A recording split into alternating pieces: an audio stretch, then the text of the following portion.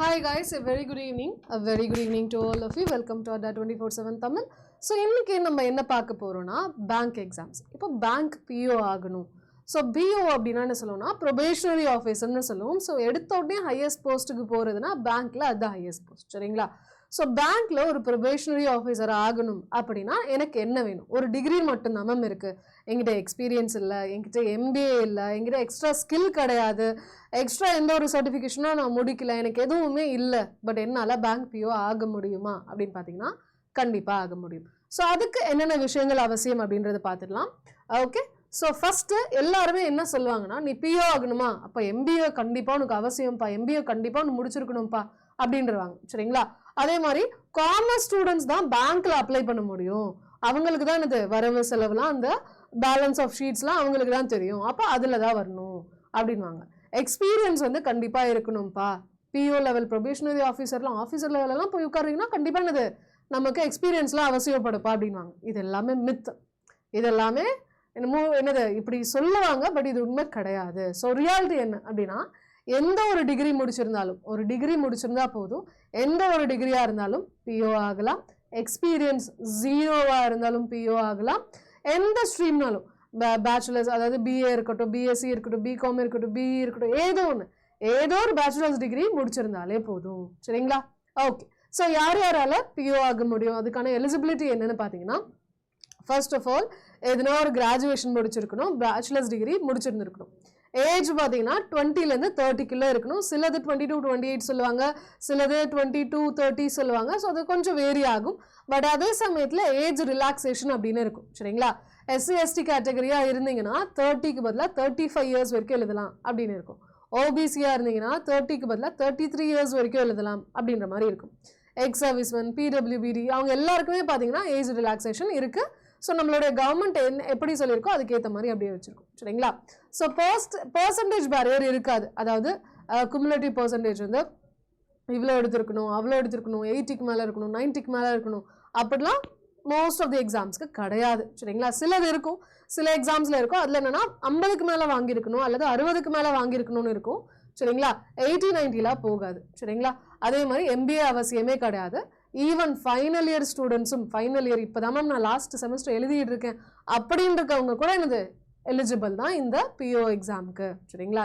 அவங்க ஆகலாம். சரி, ஸோ என்னென்ன எக்ஸாம்ஸ் இருக்குது இந்த PO ஆகிறதுக்கு அப்படின்னு பார்த்தீங்கன்னா, SBI PO இருக்குது, IBBS PO இருக்குது, IBBS RRB PO இருக்குது, RBI கிரேட் B இருக்குது, SEBI இருக்குது, சரிங்களா? ஸோ இது இல்லாமல் இன்னமும் சில எக்ஸாம்ஸ் இருக்குது.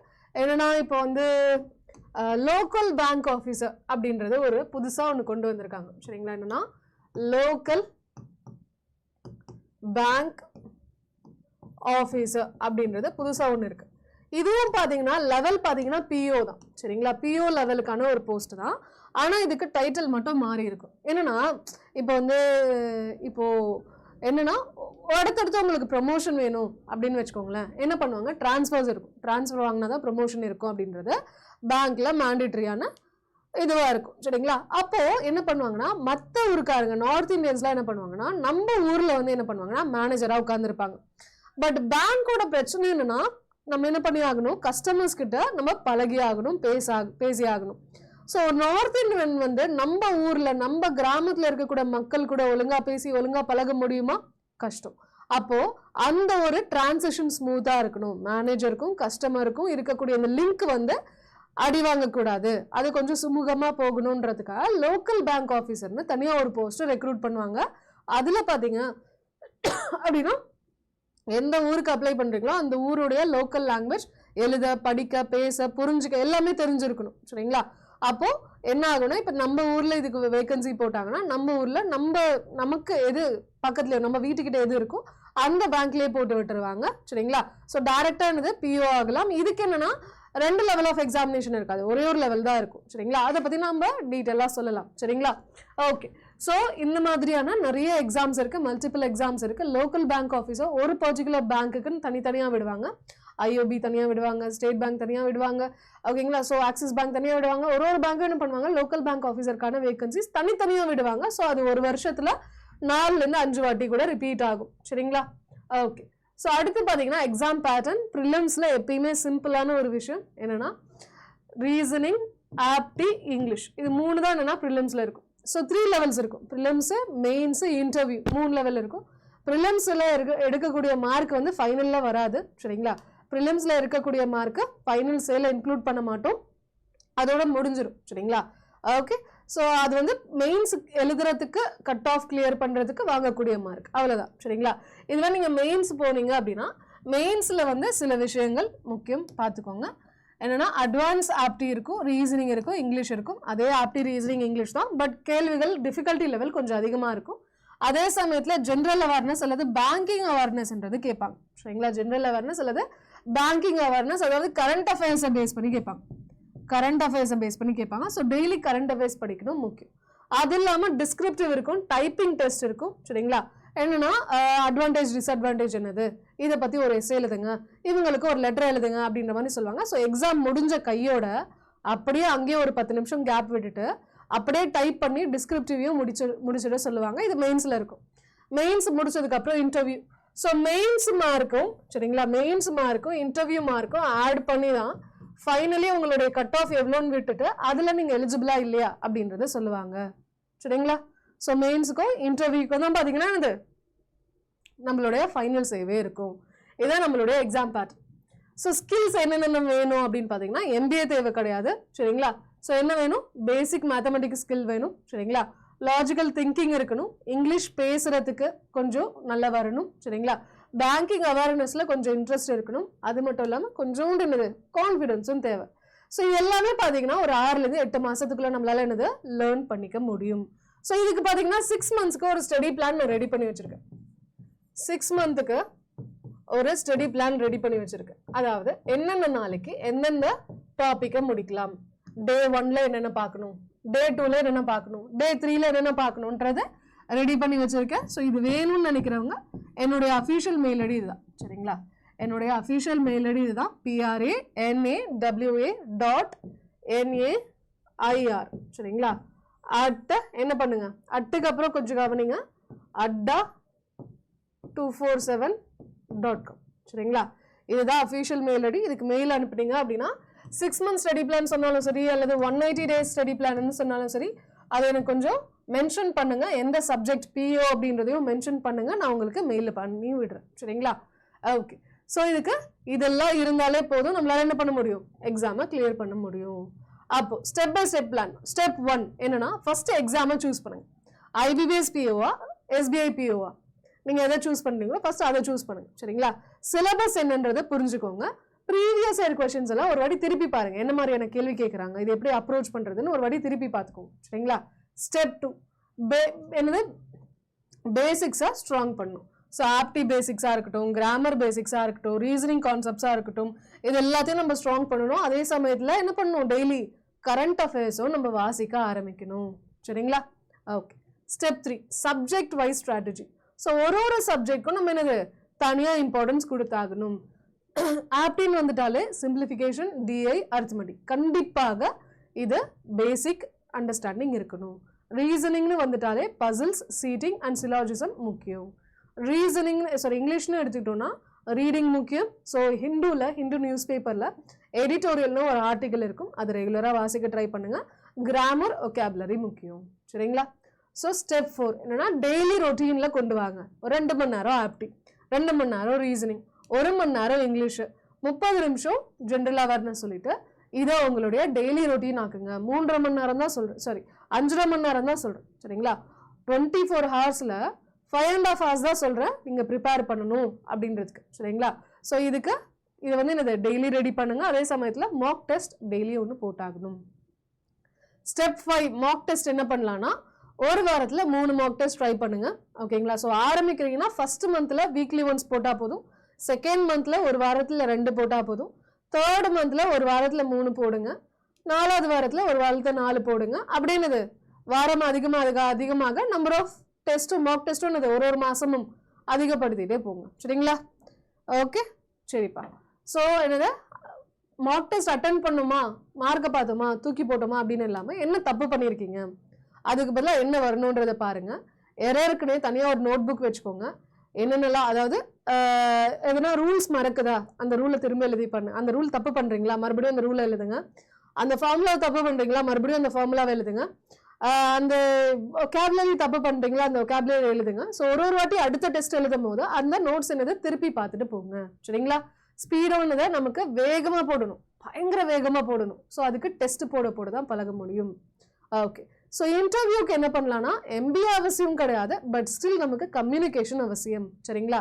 அதே சமயத்தில் பேங்கிங் நாலேஜ் கொஞ்சம் இருக்கணும், கான்ஃபிடன்ஸ் தைரியம் இருக்கணும். சரிங்களா? பாடியில் அவங்க எப்படி பேசுறீங்க, எப்படி கையெல்லாம் கல்லாம் எப்படி ஆட்டுறீங்க, அதெல்லாம் ரொம்ப முக்கியமான ஒரு விஷயம். அதுக்கு தனியாக நம்ம செஷன் போட்டுக்கலாம். சரிங்களா? ஸோ பேங்க்குக்காரங்க உங்ககிட்ட இருந்து என்ன எதிர்பார்க்குறாங்க அப்படின்னா ஆட்டிடியூட். எப்படி ஒரு விஷயத்த கற்றுக்கும் போது நீங்கள் எப்படி உங்களுடைய அந்த பிஹேவியர் இருக்கு, ஒரு கஸ்டமர் வராங்கன்னா அதுக்கு நீங்கள் எப்படி ஹேண்டில் பண்ணுறீங்க. சரிங்களா? நேர்மை இருக்கா இல்லையா, நீங்கள் நேர்மையாக இருந்துக்கிறீங்களா இல்லையா, டீம் ஒர்க்குன்னு வரும்போது நீங்கள் என்ன பண்ணுறீங்க அப்படின்ற விஷயத்த எல்லாத்தையும் வந்து அவங்க கொஞ்சம் இம்பார்ட்டன்ஸ் கொடுக்குறாங்க. ஓகே, ஸோ என்ன டைம் ரெக்வயர்டு அப்படின்னு பார்த்தீங்கன்னா இது ஃபுல்லாக ப்ரிப்பரேஷனுக்கு ஆவரேஜாக சொல்லணும்னா ஒரு 6 மாதம் தேவைப்படும். சரிங்களா? ஸோ டெடிக்கேட்டடாக உட்காருங்க, இது மட்டும்தான் எனக்கு வேறு எதுவுமே கிடையாதுன்னா 4 மாதத்துலேயே முடிச்சிடலாம். மேம் இப்போ தான் ஆரம்பிக்கிறேன், எனக்கு ஐடியாவே கிடையாது, இப்போ தான் நான் ஃபஸ்ட் டைம் பார்க்குறேன்னா ஒரு 8 மாதம் ஆகும். சரிங்களா? ஸோ ஆவரேஜாக 6 மாதம் ஆகும். ஸோ 6 மாதத்துக்கு நான் ஸ்டடி பிளான் கொடுத்துடுறேன். டெடிக்கேட்டடாக இருக்கீங்கன்னா நீங்கள் அதை 4 மாதத்துலேயே முடிச்சிடலாம். இல்லை இப்போ தான் ஆரம்பிக்கிறீங்கன்னா அது 8 மாதம் வரைக்கும் எக்ஸ்டெண்டும் பண்ணிக்கலாம், உங்கள் கையில் தான் இருக்குது. சரிங்களா? மெயில் ஐடிக்கு ஏற்கனவே கொடுத்துட்டா ஞாபகம் வச்சுக்கோங்க. ஸோ சேலரி பார்த்தீங்கன்னா ஃபர்ஸ்ட் மந்த் சேலரி பார்த்தீங்கன்னா 36,000. இது வந்து பேசிக் பே. சரிங்களா? பேசிக் பே தான் இது 36,000. ஸோ இது இல்லாமல் நமக்கு பார்த்தீங்கன்னா அலவன்சஸ் இருக்கும், வேற என்ன சொல்லலாம், housing rent allowance, travel allowance, ஓகேங்களா, வேற என்னது லீவ் கன்செஷன்ஸு. ஸோ இந்த மாதிரி லீவ் என்கேஷ்மெண்ட்ஸு அது இதுன்னு நிறைய இருக்கும், எக்கச்சக்கமாக இருக்கும். ஸோ 50க்கு மேலே ஃபர்ஸ்ட் மந்த் சேலரி கையில் வாங்குவீங்க. சரிங்களா? ப்ரொமோஷன்ஸ் பார்த்தீங்கன்னா டக்கு டக்குன்னு மேலே போகும். PO இருக்கீங்களா, அடுத்து மேனேஜர், அடுத்து ஜென்ரல் மேனேஜர்னு டக்கு டக்குன்னு மேலே ஏறி போகலாம். ஜாப் செக்யூரிட்டி 100% இருக்கும், ஒரு ரெஸ்பெக்டபிளான ஒரு கரியராகவும் இருக்கும். ஸோ இது பேங்க் PO ஆகிறதுக்கு ரொம்பவே நல்ல ஒரு விஷயம். ஸோ காமனாக நிறைய பேர் டவுட் என்ன கேட்பாங்கன்னா MBA வேணுமான்னு கேட்பாங்க. இன்னும் தேவையில்லை. மேக்ஸில் வீக்காக இருந்தாலும் பேங்க் எக்ஸாம் கிளியர் பண்ணலாமா? பண்ணலாம், 0ல இருந்து கற்றுக்க முடியும். சரிங்களா? ஓகே, இங்கிலீஷ் மீடியம் படிச்சிருந்தா தான் பேங்க் எக்ஸாம் கிளியர் பண்ண முடியுமா? அவசியம் கிடையாது, ப்ராக்டிஸ் பண்ணுறதே போதும். எவ்வளோக்கு எவ்வளோ ப்ராக்டிஸ் பண்ணுறீங்களோ அவ்வளோக்கு எவ்வளோ உங்களுக்கு சான்சஸ் அதிகமாகிட்டே இருக்கும். சரிங்களா? ஓகே, ஸோ என்னென்ன மிஸ்டேக்ஸ் அவாய்ட் பண்ணுறது அப்படின்னு பார்த்தீங்கன்னா வெறும் வீடியோஸ் மட்டும் பார்த்துட்டு இருக்காதீங்க, அதை பார்த்து செயல்முறையில் நடத்த ட்ரை பண்ணுங்க. சரிங்களா? மார்க் டெஸ்ட்டை அட்டென்ட் பண்ணாமல் இருக்காதீங்க, தயவு செஞ்சு. இந்த வாரத்துலேருந்து ஒரு வாரத்துக்கு ஒரு மார்க் டெஸ்ட்னாச்சும் போட ஆரம்பிங்க. ஸ்டடி பிளானே போடாமல் கண்டமேனிக்கு எடுத்து படிக்கிறதும் ஒர்க் அவுட் ஆகாது. கரெக்டாக ஒரு ஸ்ட்ரக்சர்டு பிளான் வச்சுக்கோங்க, பிரிண்ட் போட்டு வச்சுக்கோங்க. ஒன்று முடிச்சதுக்கு அப்புறமும் ஸ்ட்ரைக் அவுட் பண்ணிகிட்டே வாங்க. சரிங்களா? அதே மாதிரி இங்கிலீஷ் சப்ஜெக்ட் கடைசியாக பார்த்துக்கலாம், இங்கிலீஷ் தானே எப்போ படித்தாலும் மறக்க தான் போகுது, எக்ஸாமுக்கு முன்னாடி நாள் பார்த்துக்கலாம் அப்படின்னு சொல்லி விட்டுருவீங்க. அதுக்கப்புறம் என்னது அப்போ பார்க்கும்போது மண்டையில் எதுவுமே ஏறாது. ஸோ இந்த தப்பையும் செஞ்சிடாதீங்க. ஓகேங்களா? சரி, அப்போ இன்னைக்கு என்ன பண்ணலாம், இன்னைக்கு இந்த வீடியோ பார்த்தோன்னே என்ன பண்ணலாம்னா ஃபர்ஸ்ட் எக்ஸாமை சூஸ் பண்ணுங்க. POவா, அப்போ SBI POவா, IBBS POவா, IBBS RRB POவா, இல்லை லோக்கல் பேங்க் ஆஃபீஸர்ஸா, இல்லை செபியா, இல்லை RBIயா? RBIக்கானே தனியாக உட்காந்து ப்ரிப்பேர் பண்ணுறவங்களாம் இருக்கான். சரிங்களா? ஸோ ஃபஸ்ட்டு எந்த எக்ஸாம்ன்றதை சூஸ் பண்ணுங்க, பேசிக்லேருந்து ஆரம்பிங்க. ஆப்வியஸ்லி எல்லா POக்குமே ப்ரிப்பரேஷன் சேம் தான், இல்லை சொல்லலை. பட் நம்மளோட அந்த என்விஷனுக்கு ரொம்பவே யூஸ்ஃபுல்லாக இருக்கும். சரிங்களா? இதுதான் நம்ம ஆக போகிறோம், இங்கே தான் வேலை பார்க்க போகிறோம், இப்படி தான் இருக்க போகிறோன்றதை நம்ம மைண்டில் வந்து என்னது மேனிஃபெஸ்டேஷன் சொல்லுவோமா? ஸோ அதெல்லாம் மேனிஃபெஸ்ட் பண்ண என்னது நமக்கு இன்னும் கொஞ்சம் சான்சஸ் வந்து கூடும். அதனால எதுன்றதை ஃபஸ்ட்டு ஃபிக்ஸ் பண்ணிக்கோங்க. பேசிக்ஸை ஸ்டார்ட் பண்ணுங்கள். மார்க்ஸ் டெஸ்ட்டை எங்கேயாச்சும் வாங்கிட்டு டெஸ்ட் போட பாருங்கள். டெய்லி 4லேருந்து 5 மணி நேரம் இதுக்குன்னே தனியாக ஒதுக்க பாருங்கள். சரிங்களா?